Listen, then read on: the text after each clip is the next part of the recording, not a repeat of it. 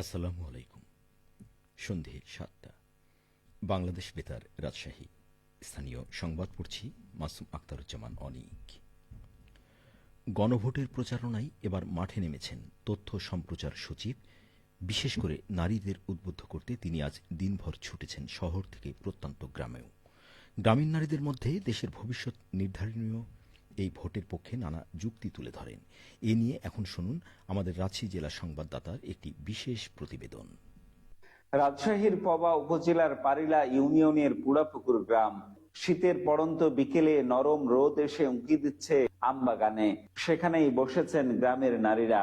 ঘরকন্যার কাজ ছেড়ে এসেছেন উঠান বৈঠকে। সেখানে উপস্থিত তথ্য ও সম্প্রচার মন্ত্রণালয়ের সচিব মাহবুবা ফারজানা। গণভোটের গুরুত্ব বোঝাতে তিনি সরাসরি কথা বলেন নারীদের সঙ্গে। আপনি জানেন, বলেন আমার সাথে, আপনি কেমন দেশ চান? হ্যাঁ, আপনি দেশটাকে কেমন দেখতে চান? ভালো চাই।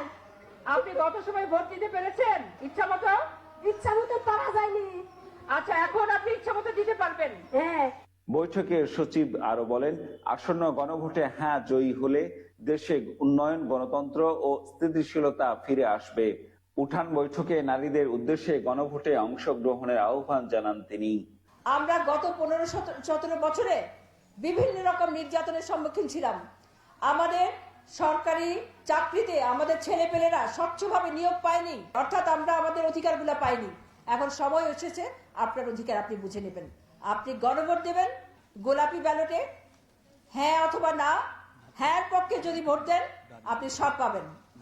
তথ্য ও সম্প্রচার সচিবের বক্তব্য মনোযোগ দিয়ে শোনেন উঠান বৈঠকে আসা নারী ও পুরুষরা। তারা জানান, এবার গণতন্ত্র শক্তিশালী করতে হ্যাঁ এর পক্ষেই ভোট দিতে চান। হ্যাঁ ভোট হলে আমরা একটা সুখী সমৃদ্ধ দেশ পাবো। এই দেশে তত্ত্বাবধায়ক সরকার এবং বিচার ব্যবস্থা সুস্থ হবে। আমি হাতে ভোট দিব। আমার ভোট আমি দিব, যাকে খুশি তাকে দিব। তাও হলো দেশটা যেন ভালো থাকে। 12ই ফেব্রুয়ারি সকাল সকাল ভোট কেন্দ্রে যাও, উৎসব মুখের ভোট দিব। এর আগে সকালে তথ্য ও সম্প্রচার সচিব রাজশাহী সরকারি মহিলা কলেজ ও রাজশাহী কলেজে তরুণ ভোটারদের সঙ্গে মত বিনিময় করেন। জিয়াউল গনি সেলিম, জেলা সংবাদদাতা, বাংলাদেশ বেতার, রাজশাহী। চাঁপাইনবাবগঞ্জে নিরাপদ মাতৃত্বের স্বাভাবিক প্রসবের গুরুত্ব বিষয়ে কর্মশালা অনুষ্ঠিত হয়েছে। সকালে জেলা সিভিল সার্জন অফিসের সম্মেলন কক্ষে কর্মশালায় সভাপতিত্ব করেন civil surgeon doctor AKM. Shahabuddin. Bangladesh health watch ও জেলা স্বাস্থ্য অধিকার ফোরাম চাঁপাইনবাবগঞ্জের সহযোগিতায় কর্মশালার আয়োজন করে সিভিল সার্জন অফিস। কর্মশালায় জেলার ক্লিনিকগুলোতে মাসে কয়টি নর্মাল ডেলিভারি ও সিজারিয়ান হচ্ছে এবং কী কারণে সিজারিয়ান হচ্ছে তার প্রতিবেদন প্রতি মাসে সিভিল সার্জন অফিসে জমা দিতে বলা হয়। এছাড়া কর্মশালায় নর্মাল ডেলিভারি করাতে মায়েদের উদ্বুদ্ধ করার জন্য মা সমাবেশ, উঠান বৈঠক সহ বিভিন্ন কর্মসূচি বাস্তবায়ন করার জন্য আহ্বান জানানো হয়। নর্মাল ডেলিভারি বেশি করা ক্লিনিককে পুরস্কার প্রদানের বিষয়েও আলোচনা করা হয়।